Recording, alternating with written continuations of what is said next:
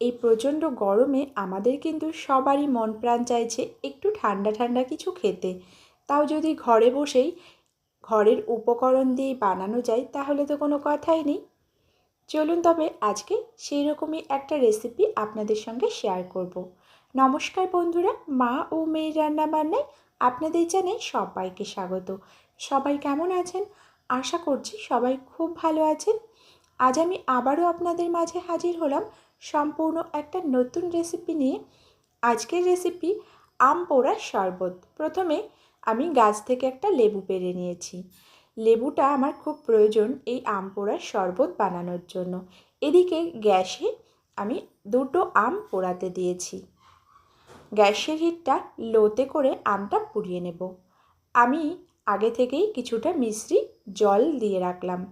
মিষ্টিটা ভিজিয়ে ঢাকা দিয়ে রেখে দিলাম। এদিকে আমি কিন্তু আরও একটা আম পুড়িয়ে নিয়েছিলাম।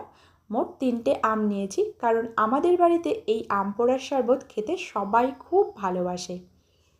চলুন তবে কিভাবে বানাচ্ছি সেটাই দেখে নিই। আমার চ্যানেলে নতুন বন্ধু হয়ে থাকলে চ্যানেলটি সাবস্ক্রাইব করে আমার পাশে থাকার অনুরোধ রইল। ভিডিওর পাশে বেল আইকন রয়েছে, প্রেস করে রাখবেন, তাহলে যখনই আমি নতুন নতুন রেসিপি শেয়ার করব সবার প্রথমে আপনার কাছে নোটিফিকেশান পৌঁছে যাবে। এই যে আমটাকে আমি খোসা ছাড়িয়ে তারপরে কিন্তু একটু হাতের সাহায্যে চটকে নিয়েছি। তারপর জল দিয়েছি, মিশ্রি ভেজা জলটা, আর এই যে একটু লেবু দিয়ে দিলাম। তারপর একটা ছাঁকনি নিয়েছি, ছাঁকনির মধ্যে এই আমটাকে ঢেলে একটা চামচ দিয়ে কিন্তু এইভাবে আমের পাল্পটাকে বের করে নেব। দেখুন, সমস্ত আমের পাল্পটা কিন্তু বার করা হয়ে গেছে, আর অবশিষ্ট কিছু এর মধ্যে রয়েছে ছাঁকনির মধ্যে।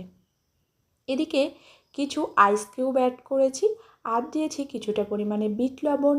আর মিষ্টির জন্য তো অবশ্যই আগেই দেখলেন আমি মিষ্টি ভিজিয়ে রেখেছিলাম, সেই জলটাই এখানে দিয়েছি। আর ভাজা জিরের গুঁড়ো দিয়েছি। এই ভাজা জিরের গুঁড়ো কিন্তু এই শরবতটাকে অনেকটা স্বাদ বাড়িয়ে তুলতে সাহায্য করবে। ওপর থেকে একটু সৌন্দর্যের জন্য আরও একটু ভাজা জিরের গুঁড়ো দিয়েছি, আর একটুখানি ডেকোরেশনের জন্য পুদিনা পাতা তুলে নিচ্ছি। পুদিনা পাতাটা দিলে কিন্তু স্বাদটাও ভালো হবে। এই যে ডেকোরেশনটা করে নিয়েছি। একবার এইভাবে বাড়িতে বানিয়ে আম পোড়ার শরবত খেয়ে দেখুন, আশা করছি খুব ভালো লাগবে। আজকের রেসিপি কেমন লাগলো কমেন্ট করে জানাতে ভুলবেন না। যদি আমার রেসিপি ভালো লাগে তাহলে অবশ্যই আমাকে কমেন্ট করে জানাবেন, আর ভালো লাগলে লাইক তো করবেনই।